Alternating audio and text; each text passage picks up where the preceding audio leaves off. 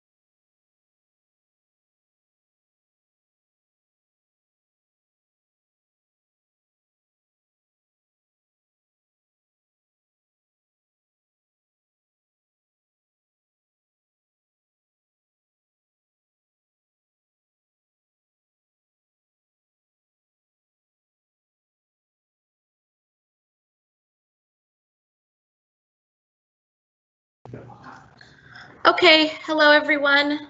we're going to go ahead and get started here. So the first thing we're going to do is, well, actually, let me stop that and give you a couple pieces of information. For those of you that have not done this yet, there is a Q&A box on the right-hand side of the screen. It's at the top with there are two little boxes. One has a question mark. If you click that, there are counselors. All the counselors are on this presentation as well. And so if you have a question, you can go ahead and type that in and someone will respond to you. Or if we're going too quickly, you can type in there, hey, can you slow it down? Just so that we're aware. So just know that that option is available to you. Okay, so today what we're going to do is we are still going to launch our application through California colleges, but we are going to start where we left off on Tuesday. So go ahead and go into californiacolleges.edu. And when you get on that page, you're going to go to the right-hand corner at the top and you're going to click the lock icon. And then we're going to log in.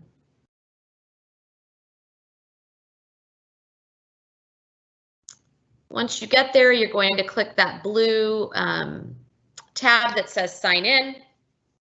You must enter your Fresno Unified email because they're going to ask you for an email and a password. And that is your 4-digit Atlas username and then @fresnou.org. And then you created your own password. That is case sensitive but does not have any special characters. So go ahead and put your email and your password and sign in.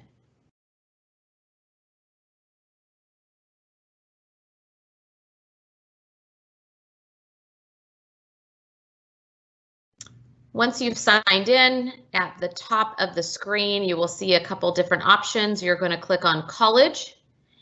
And then you're going to click on, under apply to college, you're going to click on California State University application. And a box should pop up, a disclaimer box, and you're going to click the blue button, which is confirm.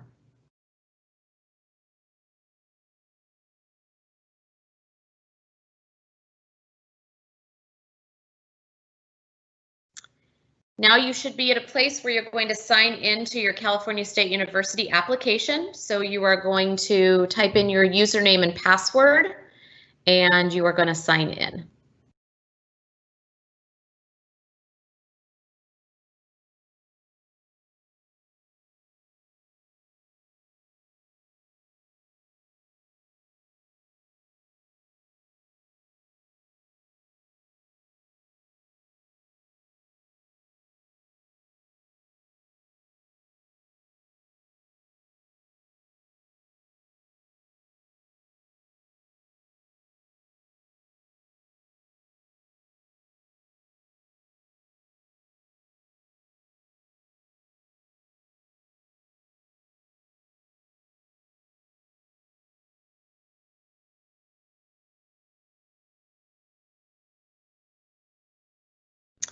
And just another warning, I know we've said this before, but please do not submit your Cal State Apply application until your counselor or any of the counselors reviews that with you. We want to make sure you entered everything correctly. There's quite a few questions on here, and if you don't answer a question correctly, it can lead you to different questions. It can send you in the wrong direction of where you need to be. And then your application may be incorrect. So we want to make sure that your application is completely accurate before you submit. So again, make sure that a counselor looks over that with you before you submit your application.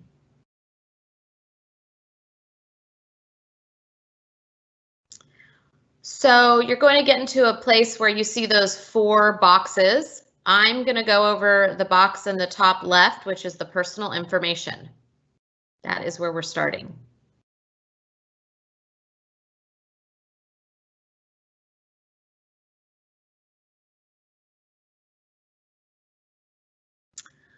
So the first thing you're going to do is we are going to be under release of statement.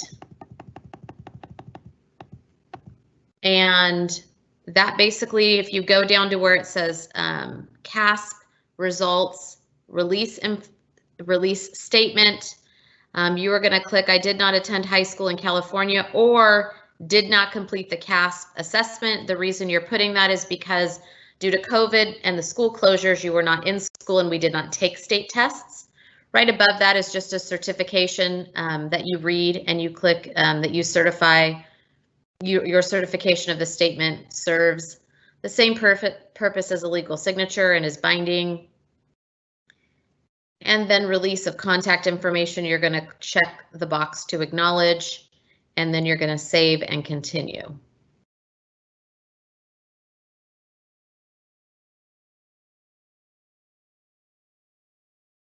Next is biographic information.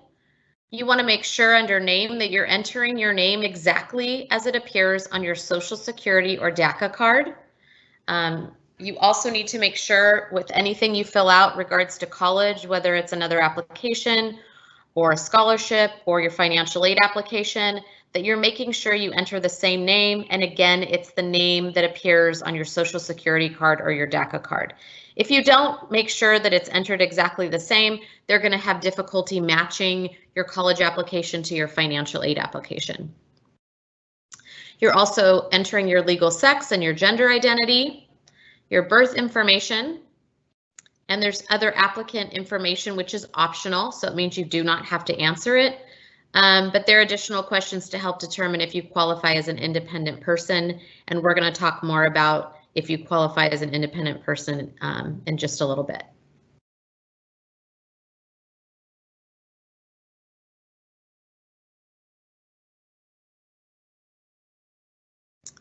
Then we're going to go to contact information right below that. They are wanting you to put in your current address and how long do you plan to live at this address. In that box, basically they're just trying to gather how long you're going to live there and how long they can send information to that address.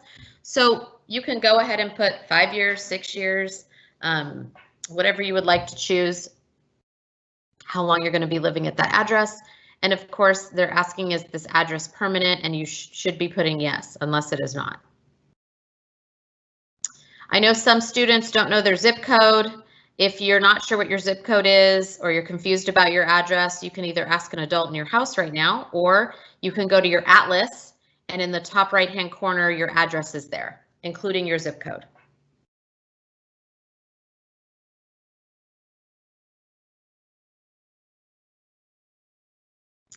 Okay, next we're going to talk about citizenship. So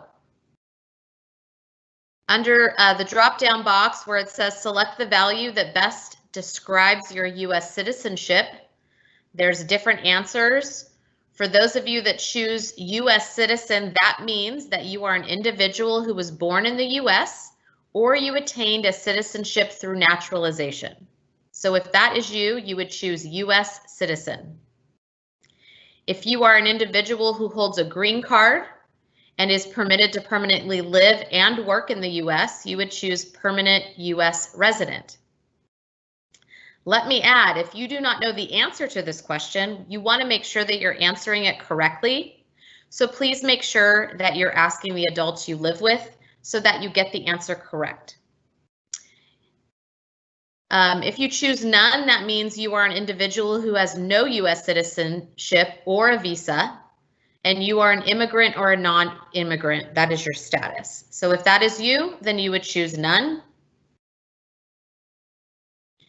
If you are an individual who has been forced to leave your country in order to escape war or persecution or a natural disaster, you are considered a refugee. And if you are an individual who holds a visa other than an F1 or J1 visa, then you would choose other visa. Again, it's important you answer this question correctly. So if you don't know, you can skip this and come back. Please make sure you speak to your parent, guardian, whoever would know the answer to this so that you choose the correct answer.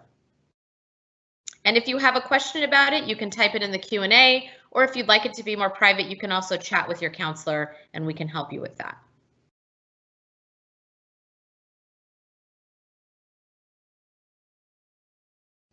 Next, we're going to talk about residency. So residency refers to the state in which you live in, and it does not have anything to do with your citizenship status. It's all about where you reside and live, which is in California. So it says, what U.S. state possession do you regard as your permanent home? You're going to choose California because that's where you reside.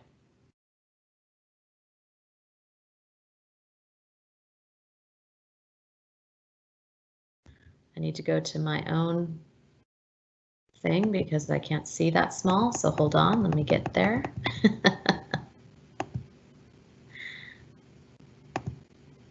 Okay, the next section is about your U.S. citizenship. It wants to know the country of your citizenship, so if you are a U.S. citizen, you're choosing the United States. If you are not, you are choosing another country. It says select the value that best describes your U.S. citizenship, and you're going to be choosing California, but if you are, let's see.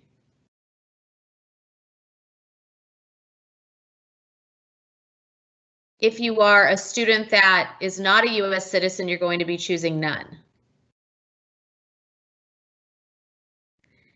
And if you were born outside of the U.S., what year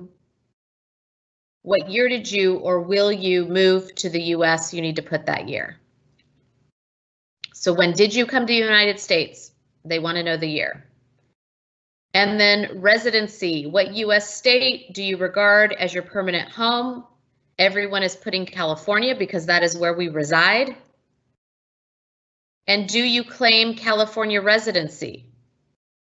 You should be putting yes, regardless of your citizenship status. So again, remember, residency is all about the state in which you reside or which you live, and we all live in California. So everyone should be answering yes. Have you lived in California continually since birth? Well, that you know. So if you haven't lived here since birth, you would put no. If you have, you put yes. And when did your present stay in California begin? Again, you would put that date if your answer was no. If you don't know that date, ask your adult, your parent, your guardian in your home and make sure you get that correct. And then you're going to save and continue.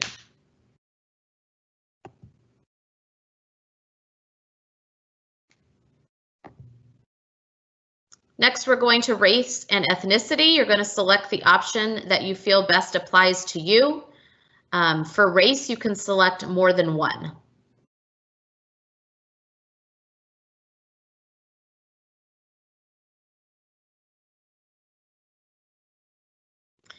Next, you're going to answer some information about your parent or guardian.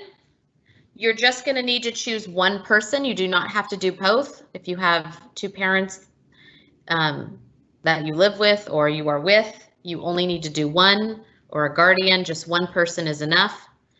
They're going to want their name and your relationship to that person. They're going to want their residency, and please remember the same applies to your parent or guardian, that your residency is where you live. It is not your U.S. citizenship status. So if they live in California, you were going to put California. They're going to want your mailing address, some contact information, and then authorization. Again, you only need to do this for one parent or guardian. You do not have to do two.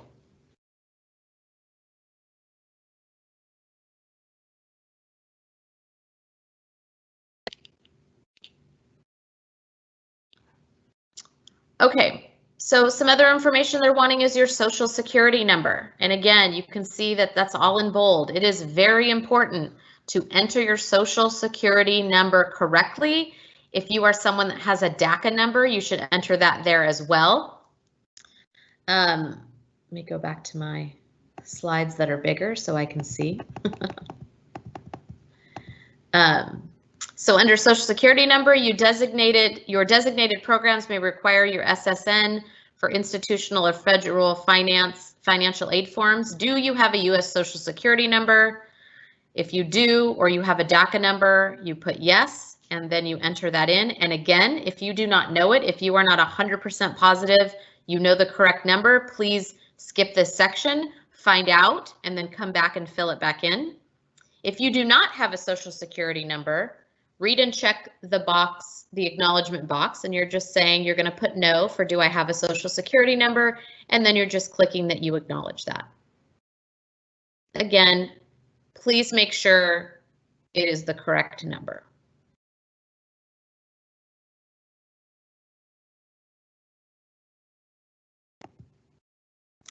Other information. So your statewide student ID that is listed on your transcript, it's actually at the top in the middle. It's a pretty long number.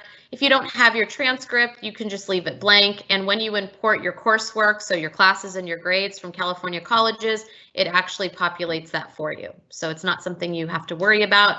But if you have your transcript in front of you right now, feel free to enter that in. Again, it's at the top.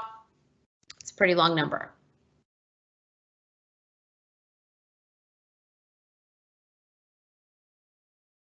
There's some other information they're wanting you to fill in as well. They're going to ask you questions about language proficiency, military dependent question, your academic standing, any infractions and conduct. Basically, they're wanting to know if you have gotten into any formal trouble while in high school. They want to know if you want to be a teacher or other educational credential information they're going to ask you. So if you're wanting to be a teacher or wanting to get a credential, you would mark yes. If that's something you're planning on doing in the future when you're in college. There's a question about CalFresh. Basically, that has to do with getting food if you live on campus. So you could put yes, and there's no reason to put no. And then the CA Promise or California Promise, we are wanting you to put yes. Basically, it's a program that, hold on, let me go make sure I word it correctly and get onto my slide that I can see. I apologize. It's for first-time freshmen who are interested in finishing their bachelor's degree in 4 years. Obviously, that's something everyone should be interested in because you pay for school by the semester. So the longer you stay, the more tuition you owe. And so this is a program that helps students get through their 4-year college bachelor's degree in 4 years. So yes is what I would encourage you to put for that question.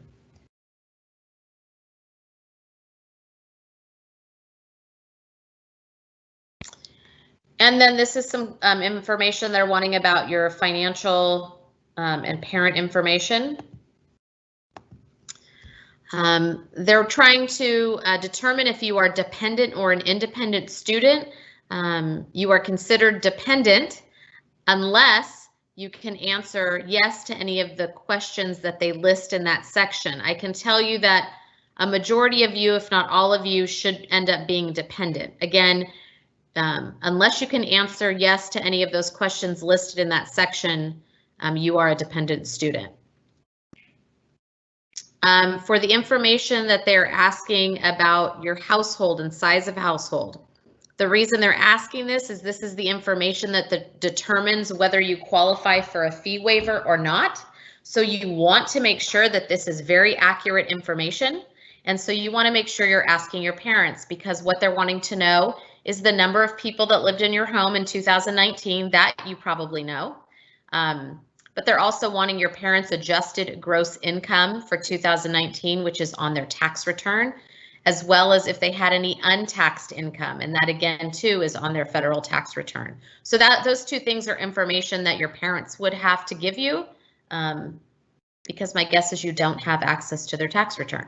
So please make sure that's accurate, because again, it's determining whether you're going to qualify for that fee waiver. And if you do qualify for the fee waiver, you get 4 applications fee waivers waived. So that's 4 schools that you wouldn't have to pay for the application fee, which is $70 per school. So that's a considerable amount of money you could be saving. They're also asking you about campus housing, where you're planning on living while you are in college, and your parent and guardian education level. So how far your parents went through school.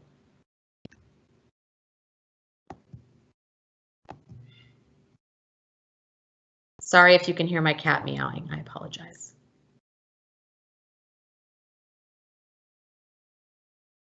Okay, so I believe Mr. Harris is going to take it from here.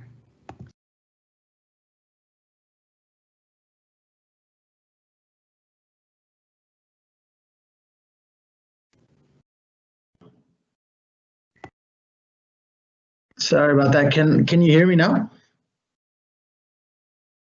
Hello? Yes. Oh, thank you. Okay, hi everyone. I'm Mr. Harris. I'm going to go over the second quadrant, the one that says academic history. So if you could please follow along, because this is a very complicated quadrant that we want to help you out with. But let's begin. So the first thing that you want to do is once you click on the academic history quadrant is you want to click on this show me how button right here. What this button is going to do, it is going to link all of the information from your californiacolleges.edu. That is why it is very important for you to link your californiacolleges.edu with your Cal State Apply application, because it will transfer over and import all of your grades and classes that you have taken in high school. So whatever information Fresno Unified District has for you as far as academically, it will import all of that information. So what you're going to do is once you get into academic history, the first tab will be high schools attended. But before you start adding anything else, this is going to save you a lot of time. You're going to click on show me how right here. Very important that you do that. And if you did not link your Cal State Apply with California colleges, make sure you do so. If you have time, you can do it real fast. Go to California colleges and do all the steps that Mrs. Payne talked about in the beginning, so you can be able to do this, because this will save you a lot of time. You won't have to input grades. You guys are very lucky here in Fresno Unified, because by linking this account, we can save a lot of time. A lot of other districts don't have this, so make sure you do take advantage. So after you click on show me how, it'll take you to this page. And it says, this service will allow you to add your californiacolleges.edu information to your application. Yes, click on import. Make sure you click on import. I'll give you a couple of seconds. So again, first you click on show me more, and then you will click on import.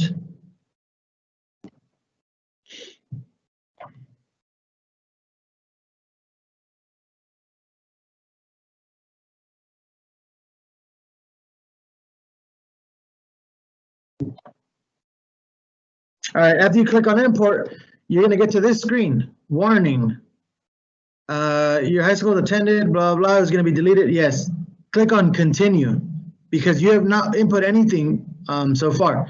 You're going to click on continue. Then you're going to see this screen. It says, hold on tight. We're retrieving your high school transcript information. And then after you're successful, it will tell you success. Your high school transcript information has been loaded into your application. Please review your high school attended, high school coursework, and A through G matching sections for accuracy. So this is where you're going to be. Make sure you are right here.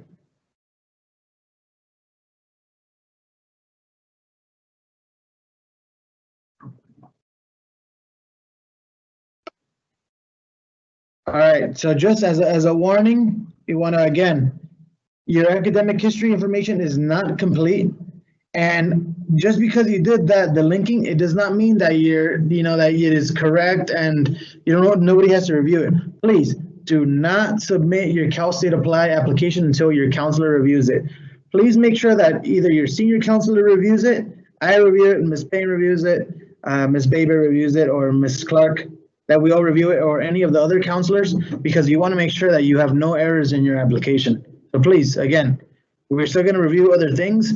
And make sure after you think you're done reviewing it, then one of us reviews it, because it is very important that we try to catch any mistakes to avoid any problems in the future for you in the application process. Okay, if you want to go back to your SSID and you want to go check if it was imported, you can go back to your personal information and then you click on other information, and then you can see your SSID. I'm actually going to show you what it looks like. I've completed an application, and I want to show you like a live version, at least for the section that I'm talking about. So let's go over here before it times out. Okay. This is where you should be. Can one of the counselors let me know if you can see my screen? Yes. Thank you. So if you want to go check your SSID, you go over here, other information. Obviously, I made all of this up. This isn't real, but there's my SSID. We're just pretending that my SSID went through, and it's right there. You would go to other information, and then your actual number. Confirm it. Your SSID is on your senior folder on the little sticker on the top right corner. is your name, but your SSID is also on there. Make sure it's the right one, match it. And if you want somewhere else to look, your SSID, like Mrs. Payne said, it is also on your transcript. So make sure that this number matches your personal SSID. Once it does, you can go back here to academic history, and we're going to be looking at, this is what yours should look like. Obviously, I didn't lick mine because this is just a made-up one, but ignore this. You should be seeing something like this. Something where it says a Bullard High School. If you went to Bullard High for the entirety of your high school career, then this is what you should see. You started in August 2017, and you're going to graduate in June 2021, and it is a semester system. And make sure it says Fresno, California. I'm not sure if there's another Bullard High School somewhere else out there, but make sure Bullard High School, Fresno, California. This is what you should see.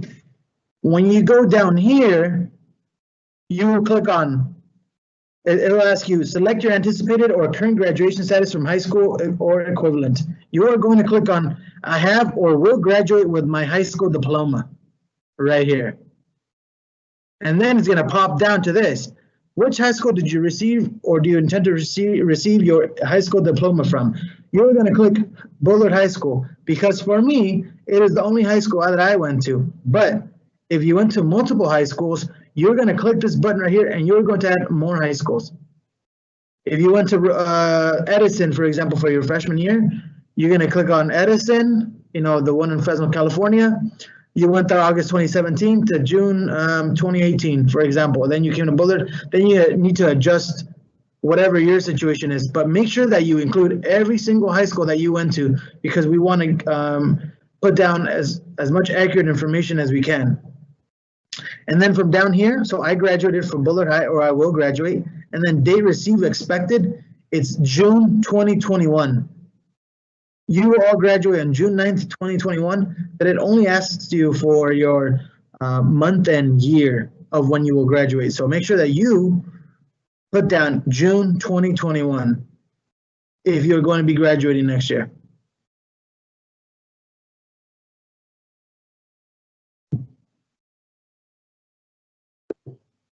All right, just look this over one more time. I'm gonna go over it again. Bullard High School, I went to Bullard High School for my 4 years, August 2017 to June 2021. My high school was on a semester system. I have or will graduate with my high school diploma. I will graduate from Bullard High School, and my date received expected is June 2021.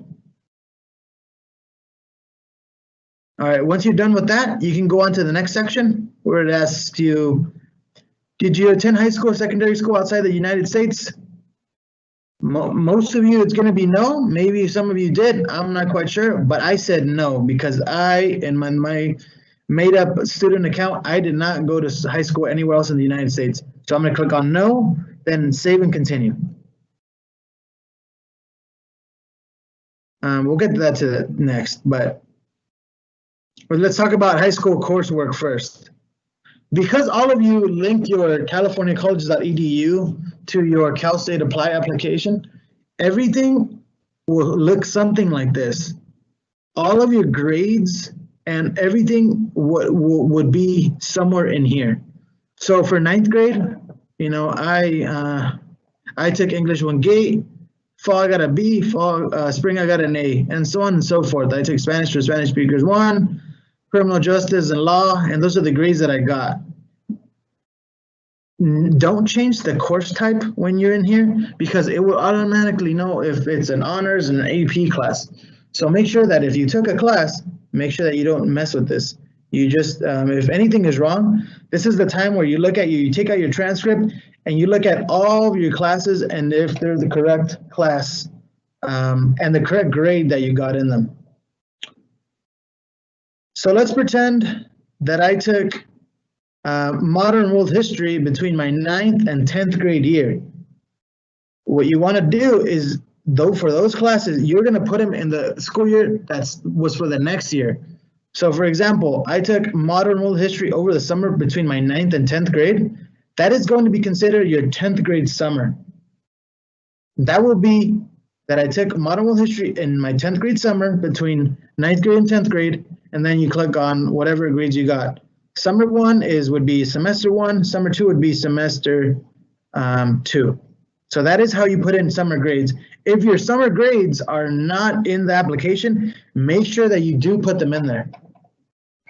Again, because this is not perfect, and the linking of californiacollege.edu with your Cal State Apply application is not perfect. Make sure you review everything, that every grade and every class that you took that's A through G is included in on this section. As you can see that these are the classes that I took. I was all right student here, but I had troubles in Algebra 2 Pre-Cal, whatever that is. Make sure that you put in all your grades, all your classes are accounted for, and everything like that. In your senior year, your econ class. So right now for me, I'm just pretending I'm a senior right now. I am taking econ. All of my grades for this current semester will be in progress. You don't have any grades to report because the semester is not over. You will have to submit these applications by November 30th or December 4th. I'm not quite sure yet. But you are going to put in progress. For econ and American government, it gets a little tricky. Because you are not going to take econ in the spring, you're going to write no grade for that class. And the opposite for American government, you're going to write no grade for that because you're not taking it right now. But for spring, you're going to click on planned because you are planning on taking that class. And for the other classes, I'm taking AP Calc, I'm AB right now. It's in progress and then planned. This is what your application should say. I'm taking leadership in law and social justice in progress, then planned. I'm taking AP chemistry in progress, planned. Ceramics in progress, planned. The only ones that do change are economics in progress right now, but no grade for spring because you are not going to take economics in the spring. For American government, no grade right now because I'm not taking it, but in the spring it is planned. There's a lot of nuances to this application. If you are taking variable credit coursework or any repeated classes, we will work with you. Just please email your counselor, or please, everyone should listen to this. Come to our College App Wednesdays. We help students from 12:30 to 2 p.m. every Wednesday.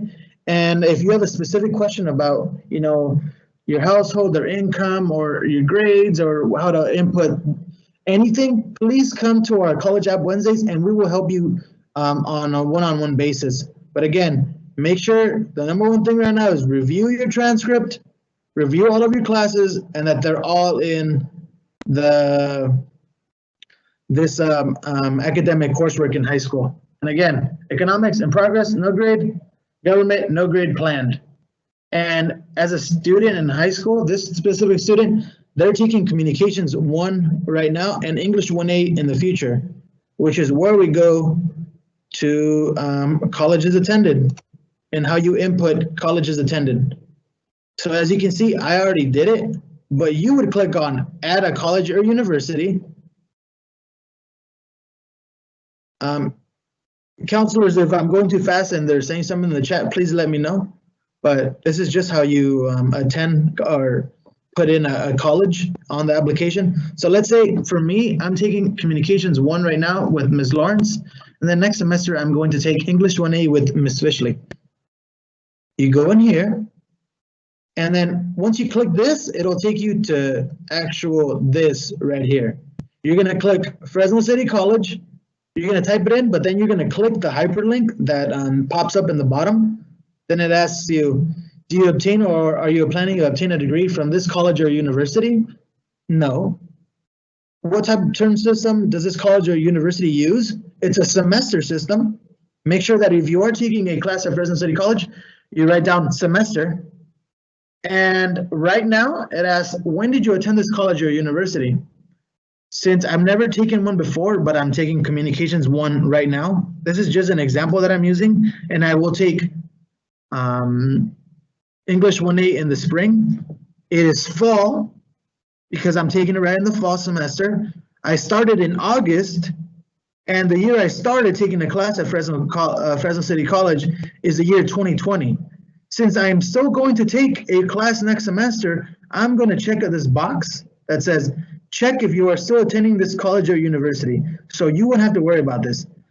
Someone that needs to worry about the last semester is if they took a class last semester as a junior, for example, for a CTE class, for your pathway class, or you took a CTE class at Fresno City with CART, and you only took, spring, January 2021, and that was your last semester, then that would be your last semester. But since I am taking Communications 1 right now and English 1A in the future, I will click check if you are still attending this college or university.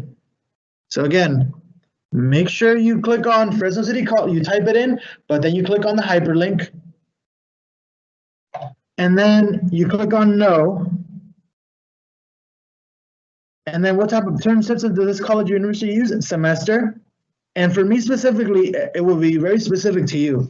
I'm taking Communications 1 right now and then English 1A, fall, August 2020, and I'm still attending this college or university. Then you're gonna click save. I'm just gonna skip down because we just did high school coursework. I'm gonna go on to college coursework. This is where I'm going to report what classes I'm taking at Fresno City.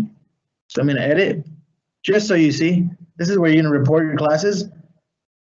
I'm just gonna go over everything. If you're gonna add a year, just like in high school, you're gonna add a year, fall 2020, your academic status is a freshman.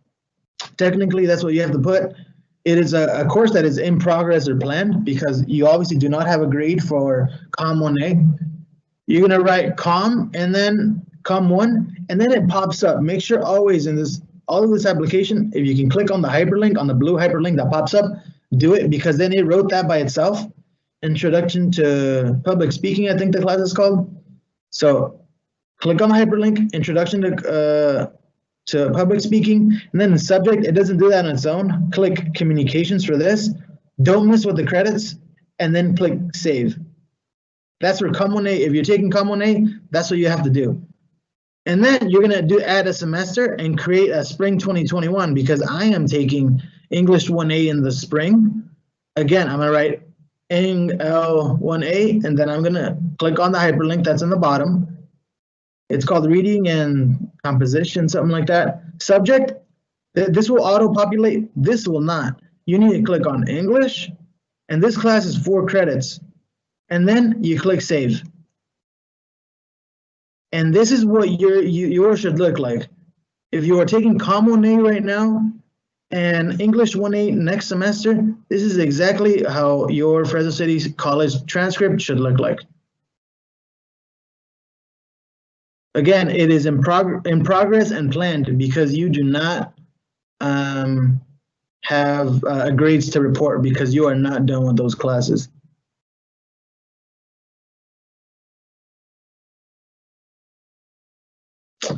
Alrighty, and I think it's A through G matching now, and so I'll go back to the presentation for Ms. Russell. Yes. Ms. Harris, you can, if you want to just keep it on the live.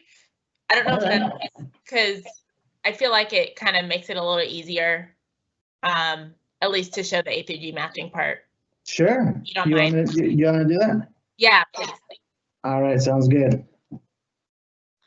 All right, guys, so this is the A through G matching tool. So you may or may have not entered in all your classes already, but when you do, or if they are already completed, you want to make sure to go to this tab and check that everything is inputted correctly, and on the screen it shows whether or not you have met all the A through G requirements.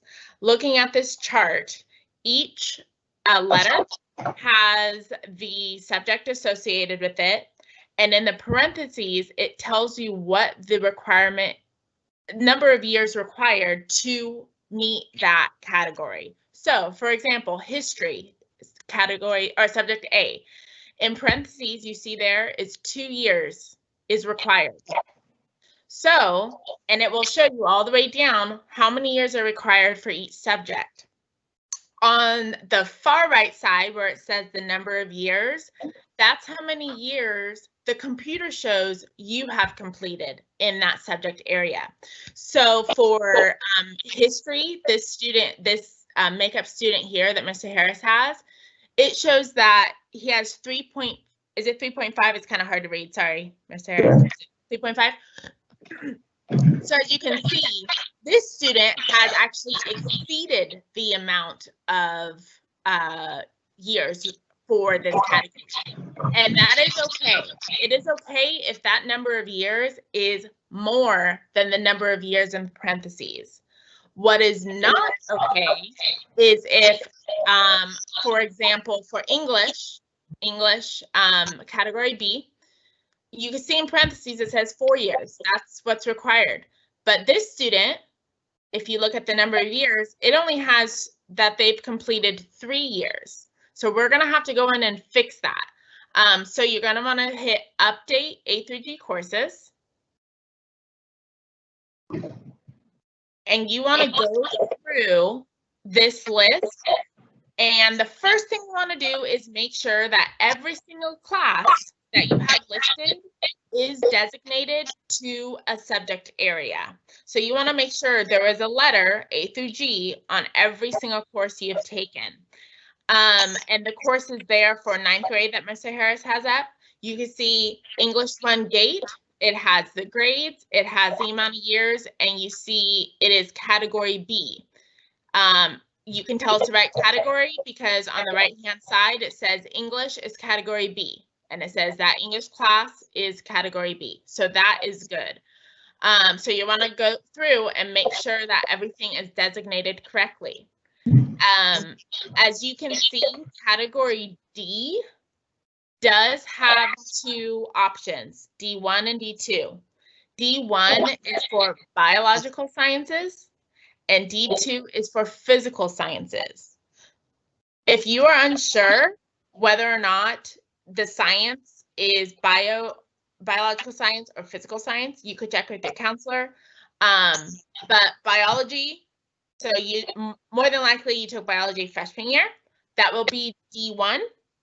And chemistry or physics would be D2. That is a physical science.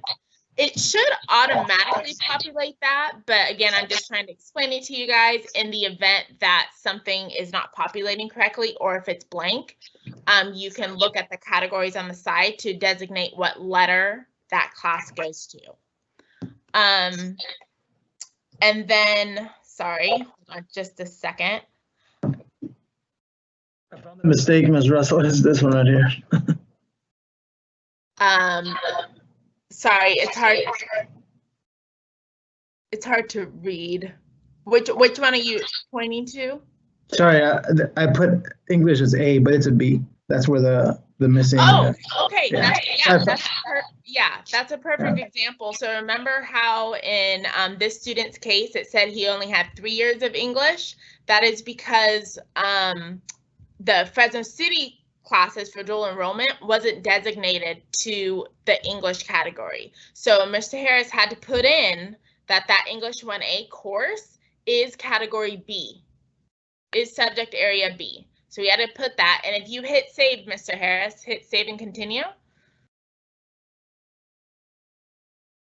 Now it's going to show, look, category or subject area B, English, 4 years. And now the years match 4 years.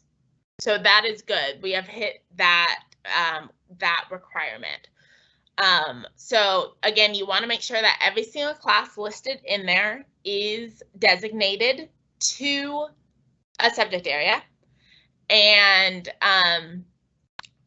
one thing I want to mention, category G, subject G, college prep elective, just to give you guys, so if you do not have 1 year already showing up as an area G, which may be the case for quite a few of you, it might say you have 0 years in category G or 0.5 years. You have to go into your A through G matching tool and designate a class to hit that subject area G. Typically, this would be your government class, your American government class. So, Mr. Harris, if you can hit, if you can go to the government class, yes. And see, it's listed there as, is it A, Ms. Harris? Sorry, you're muted. A, yes. So you can see, look, it auto-populated as category A. Again, if you're missing years in the G category, you can actually change that and put G. And then if you scroll down and save, it will then populate as a G class instead of an A class. You may or may not have to do that. Again, it kind of just depends on what classes you have taken. So that's why we need you guys to attend the college workshops so that we can review your individual situation and make sure that everything is filled out correctly. Now, if you go to the next section, it may, before it takes you to the standardized test, you may get a warning message that pops up, and it's going to say A through G minimum requirements have not been met. That means the required amount of years per subject does not match up with what you inputted. So you do not want to hit to continue. You want to hit cancel so that you can go back to the A through G matching tool and make sure that you have met or exceeded every year for each subject area. So just a heads up, it may pop up on that for you, and you want to make sure you do not continue and you go back and make the change. So the next section is standardized. The last tab in here is standardized test. So this year, SAT scores, ACT scores are not required for admissions. They're not required. So more than likely you have not taken it. Some of you may have. It's possible you took it before COVID, or even during if you were lucky and were able to get in somewhere. But more than likely you have not taken a test, SAT or ACT scores. So you would select, you know, I don't want to add any test scores at this time, if that applies to you. Now, if you have taken the SAT or ACT, then you can feel free to enter in your scores. You do have to get your test information though, and where you can find that is your College Board account or your ACT.org account. If you log into your account, it will show you what tests you've taken, the date that you took it, and the scores you received. So you would have to log into there to get that information if you did take a standardized test. But if you do not want to report it, if your scores were low and you don't want to report it, or if you didn't take it, say I will not be adding test scores because it is not required and that will not affect your admissions. Now, if you took AP test, if you took AP test and you want to add that, then you will need to know, again, the exam date, the date, and score information. So if you took the AP Spanish language test or the AP European history test, you're going to want to log into your College Board account and get the information for the date and the score you received. So you have to log into your College Board account to get that. The CLEP or the college level, what's it called? Sorry. College level examination program, you're going to select no. You did not take that test if it gives you the option. So you don't have test scores to add to that. IB or International Baccalaureate, we do not offer those courses at Bullard. The only Fresno Unified campus that has that option is Fresno High. But more than likely, you do not have IB scores. So you would not add anything there. And again, to get that information, you need to go to your College Board account on your own and log in. And I believe that is it for that section. for that quadrant, that is quadrant 2 we just finished, and I will pass it on to Ms. Gallardo, and she will go over the 3rd quadrant area, which is supporting information. Thank you, Ms. Russell. I'll give you guys a second to catch up. It's a lot of information. You're doing a good job, I can tell by the questions in the Q&A. We're on this 3rd quadrant called supporting information. You've done most of the hard part already, but you still have a little bit more ways to go. This is where the supporting information is where you can apply for EOP if you're interested in doing that, and we will go over that a little bit in a minute. It will also ask some questions regarding participation in educational programs, work information, extracurricular programs, and things like that.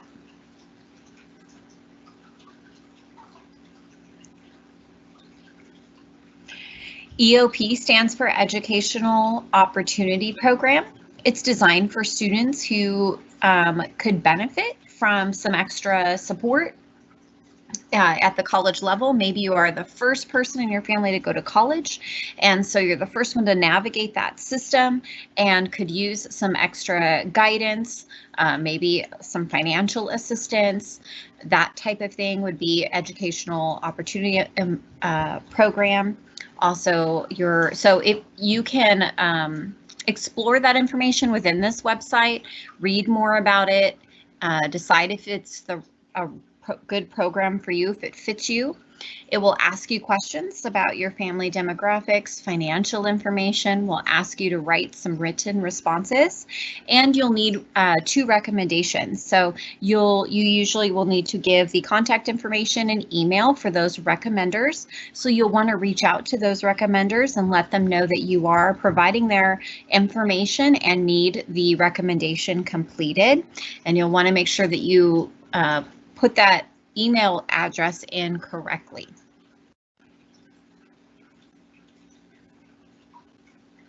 For the EOP, you can complete and submit your Cal State Apply application without having completed the EOP.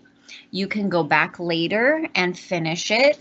You can see that the different campuses have different deadlines in regards to EOP completion, and they are after the deadline for the Cal State Apply. So you can finish your Cal State Apply application and then go back and complete the EOP after.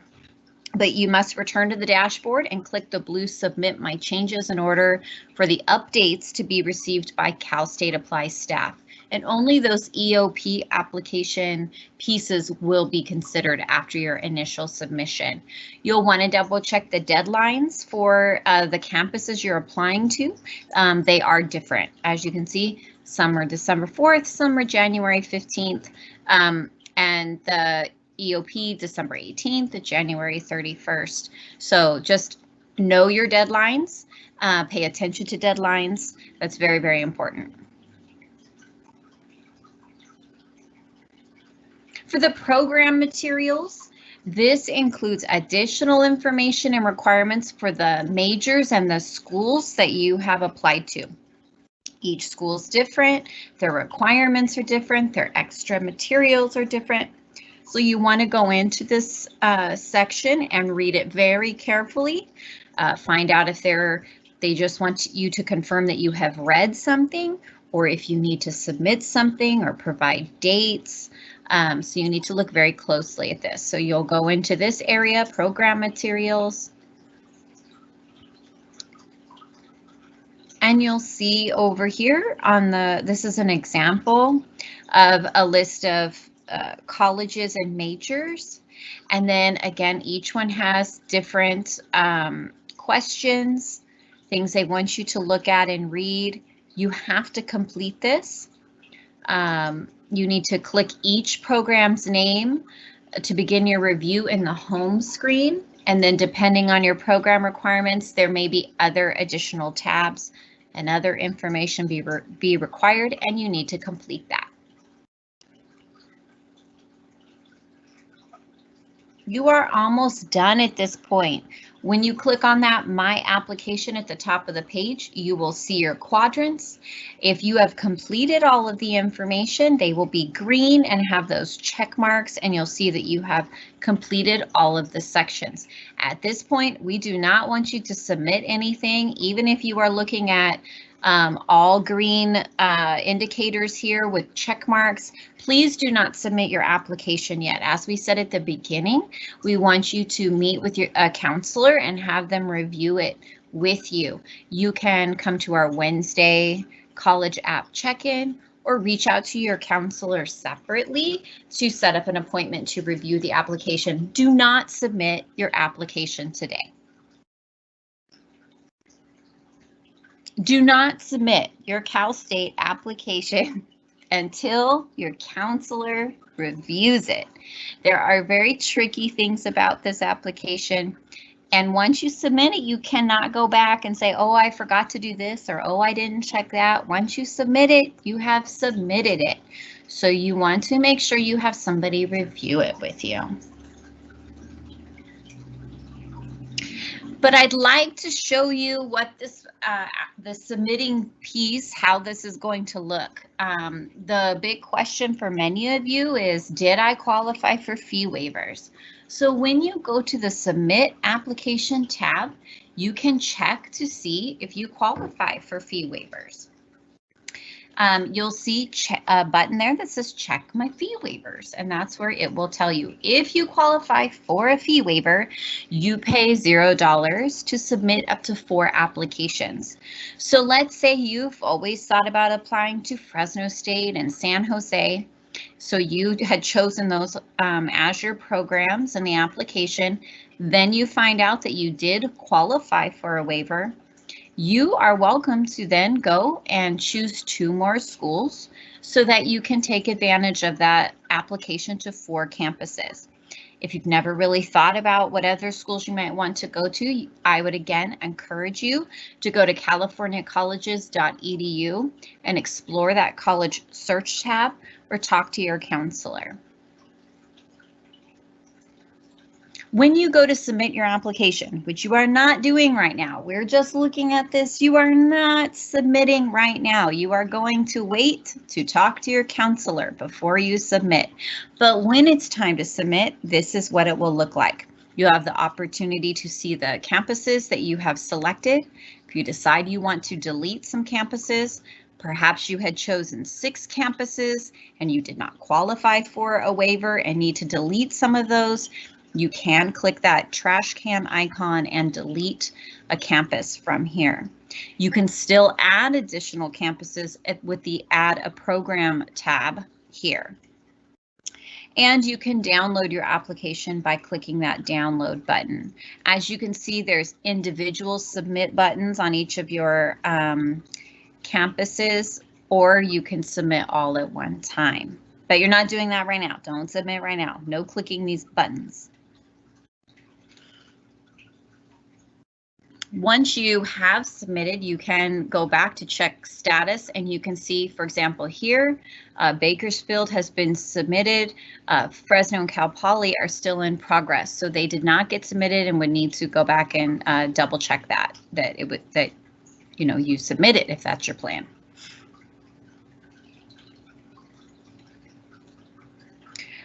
Don't wait until the deadline to submit your application. Again, you want to have somebody review it. When you want to give yourself time to ask questions, if you want to call a campus that you're applying to and get information, if you are confused about part of the application, you do not want to wait till the deadline to submit. Thanksgiving break is November 21st through November 29th, so that's very close to the deadline.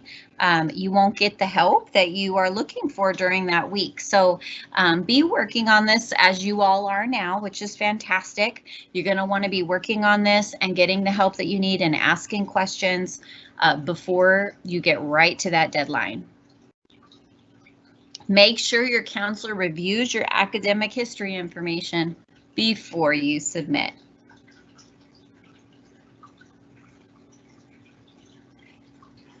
You've done a lot of work today. This is a lot of information to take in. This has been recorded and will be available for you to watch again if you want to go back and go to the parts that maybe if you are behind or had questions on. We'll have more information coming out about EOP if you want to talk more about that or talk to your counselor. And you're also welcome to join us on Wednesdays for the college app drop-in application support time.